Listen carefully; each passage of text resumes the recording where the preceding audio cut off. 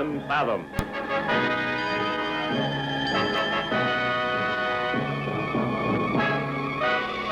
Voyage to the Stone Age.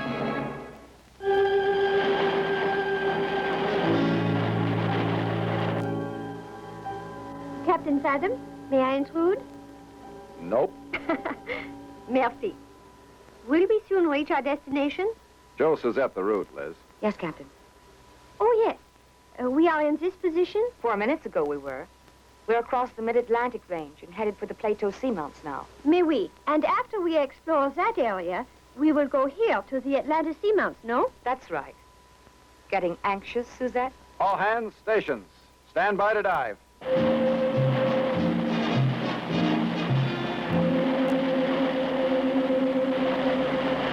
Take her to 400 feet, Helm. 400 feet. Aye, sir. Captain Fathom and the crew of the Argonaut are often what they believe to be a routine scientific exploration. At this point, they can little imagine the strange series of events which are about to follow. Attention to mission briefing. Professor Jones? Thank you, Captain. Our mission is to find evidence in the evolutionary migration of sea life from the time fish crawled out of the sea to take over the earth as land animals. I'll show you some slides in our closed-circuit television system. Suzette, please. Valuable treasures in the form of fossils, shells, and skeletons have been found in the sedimentary rock layers of the earth on dry land. The deserts and prairies of our own United States were covered by oceans thousands of years ago.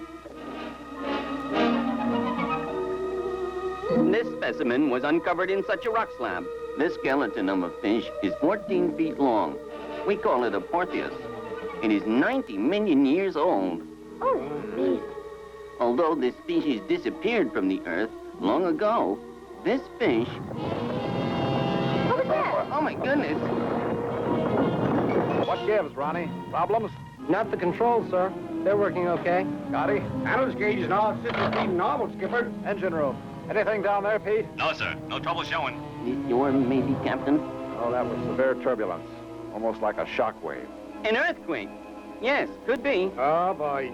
I got that old feeling trouble's coming. Well, we'll keep on with the briefing, but I want everyone back at his station.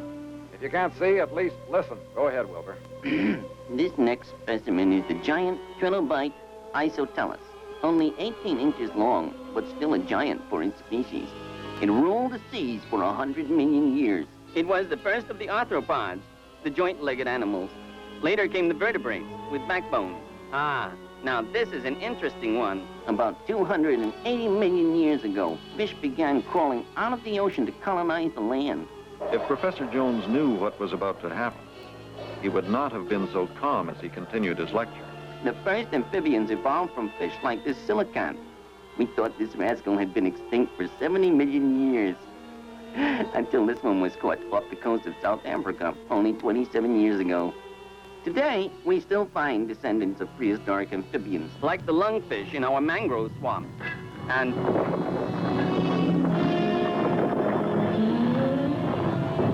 Oh, what happened? We're like in a spin, Captain. Controls. Nothing happened. Secure station. Hang on. Whoa, I'm getting dizzy.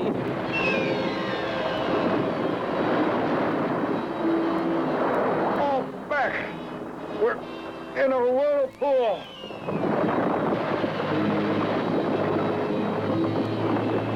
Fathom and the crew of the Argonaut were over the Delmore Straits on a scientific expedition when they found themselves in the clutches of a giant whirlpool.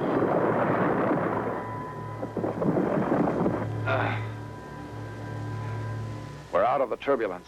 Oh, I'm still spinning, Skipper. Oh, man. I've never been glued to the seat before. What happened, Captain? Centrifugal force had us pinned down. Then we really were spinning. Was it some kind of a whirlpool, Captain? Yeah. We're still moving, but we're out of it anyway. Out of the frying pan, maybe, but into the fire, I'll wager. It's pitch black out there, and we're awful deep. How deep? Depth gauge reads 2,473 feet, sir. Holding steady. Speed? 5 knots. Course steady to within 4 degrees of drift. We seem to be in a river, Wilbur. A river, Captain? A river. But I did not think a current deep under the ocean was powerful enough to carry away a submarine. Scientists haven't found out much about undersea currents yet. We may be doing some pioneering, like it or not. Lights on, sir. Hey,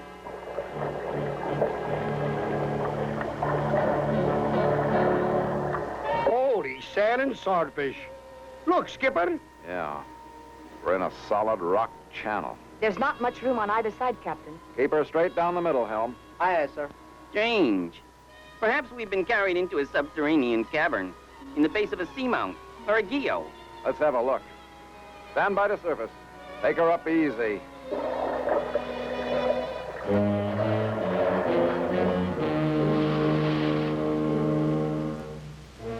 Dead end, Captain. It's magnificent. More than that. We're underground. Where's that daylight coming from? Start your engine, Scotty. I'm going topside. Take us over to the ledge. It's a narrow passage, but there's room for a man to slip through. Anchor here, Scotty. We're going to find out what's on the other side of the wall. As the Argonaut's crew emerged to the side of the mountain, they could not have been more surprised at what they saw. Would you look at that? Absolutely astounding. It is a whole underground world. These soil and rock formations have been shaping up in this chamber for thousands of years. The Argonaut's depthometer showed us at least 2,000 feet down. How do you figure daylight coming through the ceiling, Professor? It could be lava chutes in a volcano base or earthquake crevices. All right, everyone stay together till we can have a look around. Wait, Professor. It is not safe to go off alone. Hold it, Wilbur. That's far enough. I'll be a son of a sea turtle. Whoop. What is it, Wilbur? It's a sea dragon. Don't move. I'll blast it before it can... Never mind, Scotty. Hold your fire. Beautiful. Magnificent. That's what a fun of all bones. Don't knock it, Scotty. He just likes his line of work. Never mind, Professor. How do you classify this specimen? It's a Tylosaurus. No doubt about it. 25 feet long. The terror of the sea during the Cretaceous period. I don't blame you for being excited, Wilbur, but don't go running off again, huh? But, Captain, this creature existed 63 million years ago. So it'll probably still be here after we take a look around, right? It's not the age that's so unusual, Captain. Oh? What then? This skeleton is no more than 3 months old. What? 3 months? You mean other monsters like that one could be rolling around out here? Quite likely. Captain, we've accidentally arrived at the perfect spot for the objective of this expedition. I can't argue with that, Wilbur. So what's your pleasure? Begin collecting specimens. Take photographs. Start cattle up. What am I seeing? Can I believe my... Am I seeing things? Criminy jeepers. I don't believe it. You'd better believe it. That is a caveman. All of you, don't make any sudden movements. It's incredible. Beyond my wildest dreams. A living prehistoric Homo sapiens. He's too advanced for the Neanderthal. Early Cro-Magnonite. Forget it. Wilbur, take a look at what your caveman is holding. Very interesting. That's a water bag, made from an animal skin. Give me your canteen, Wilbur. Huh? Oh, yes, my canteen. He was probably on his way to get water. Let's find out. Here, drink this water. Well, I'll be. Look, Wilbur. He seems to understand. He does, indeed. Now offer him your cup. Easy. Move slowly. Easy. That's it. Here, have a swig, old fellow. Water. Water! Would you look at him? I never would have believed it. There's probably no water in this chamber. That's why he has to use the passageway through the wall to get out to where we left the Argonaut. But, Captain, that's salt water. Look, Captain, he seems to want us to follow him.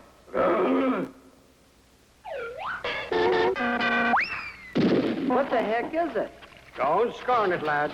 It's not a bad show of mechanical aptitude, considering. Considering that he is only a brute, eh? Is that what you think? Well, I'll tell you. This man is no brute. You were right about the salt water, Captain. Crude as it is, This is a distillation plant. A stone wheel, water trough, steam, which in turn becomes distilled water, and the salt is left in the bottom. Oh, no! Oh! His neighbors, they're looking us over.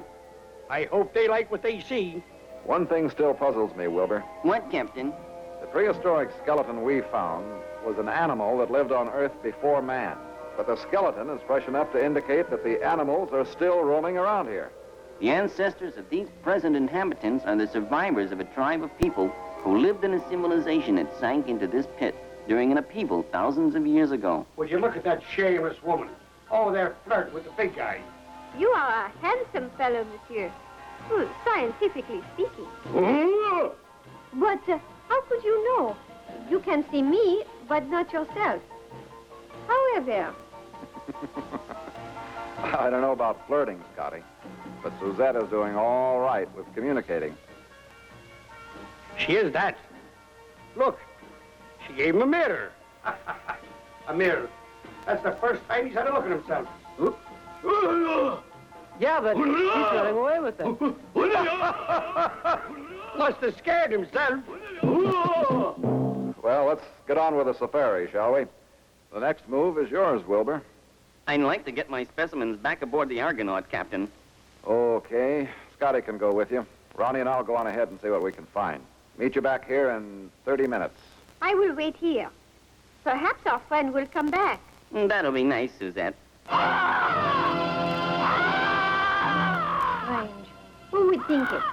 The prehistoric age preserved here like a living museum.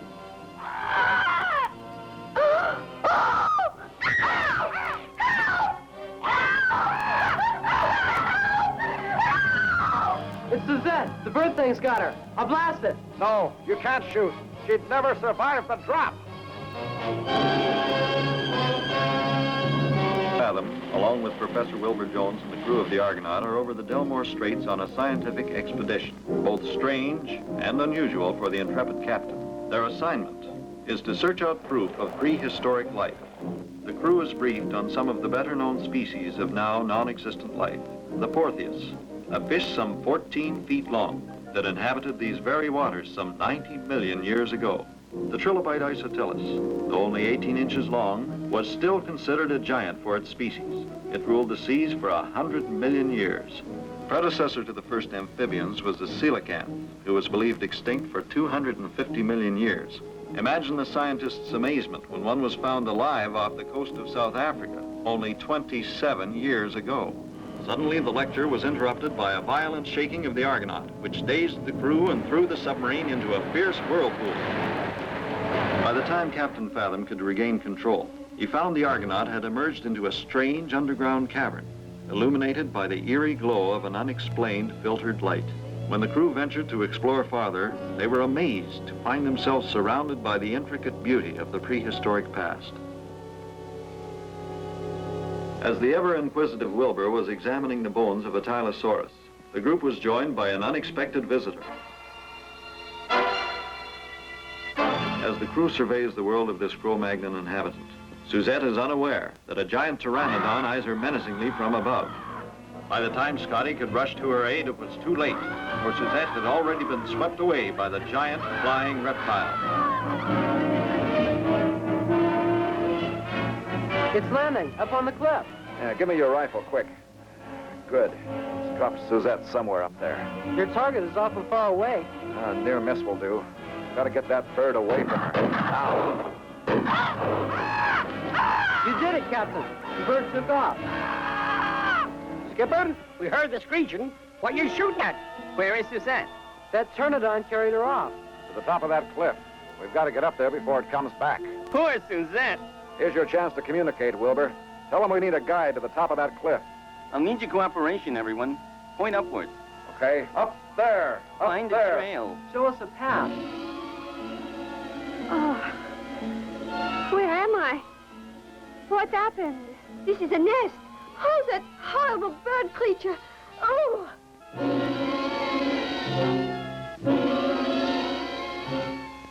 Hold it. Looks like this is as far as we go. Suzette!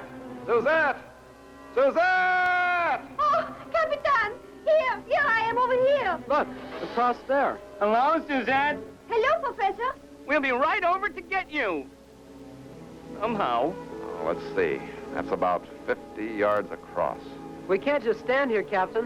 What are we going to do? The old trapeze act. Give me the harpoon gun, Scotty. Aye, Skipper. Good idea. Now hang on to the line when I fire. Aye. I got it.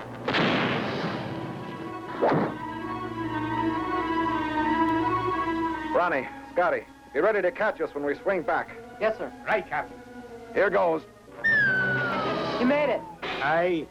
That's half the job. Okay, Suzette, you're safe now. Ready when you are, Skipper. That's it. Hold tight. Whatever you say, Capitan. Suzette, you're safe. Oh, yes, Professor. Quite safe.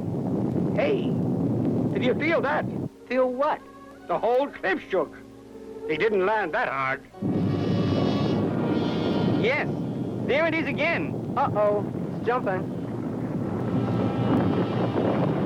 We've got to get back to the Argonaut. But, Captain, I have only a few specimens. Surely there's time to... Could be all the time in the world, Wilbur. If that crevice we came through to get in here gets blocked.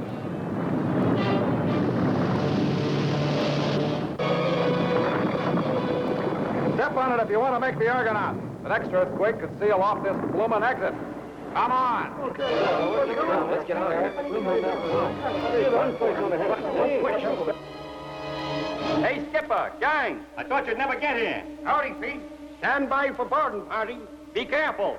Them quakes been shaking up the water. Him too? Unless you want to leave without me. Gosh, no, Professor. There's always room for one more. Just hurry. I just want to reassure my guests. Nothing to be afraid of. It's a boat. House like a cliff, only on the water.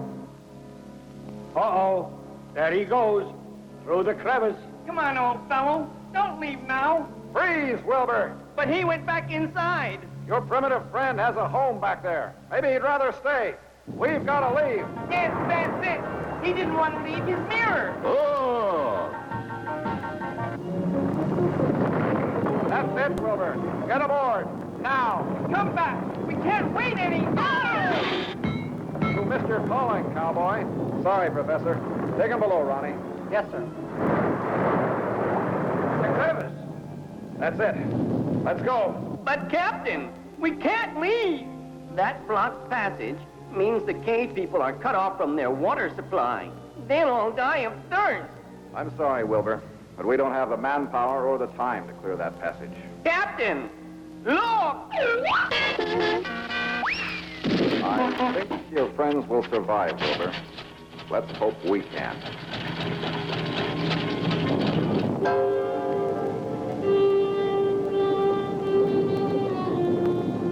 Let's see if we can't find that underseas river and get out of here.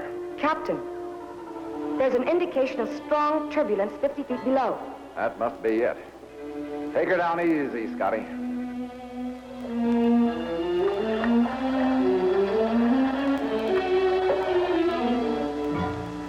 Fasten your seatbelts and stand by. Right, sir. Ronnie, when we hit that current, I want directional stability. Roger, Captain. Here we go again. It's all yours, Ronnie.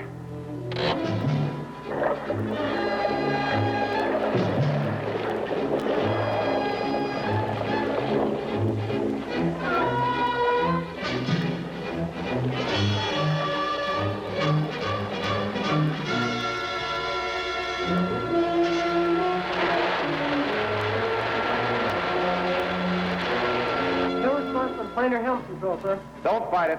Turn her toward the outside of the vortex. Hold her broadside, 90 degrees to the direction of the current.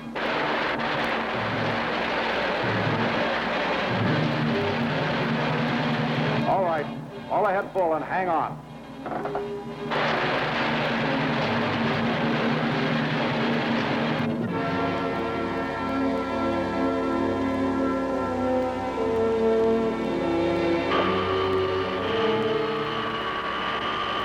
Okay, Scotty. Lower your tanks and take her up. I knew we could make it. I could feel it in my bones. What did I say?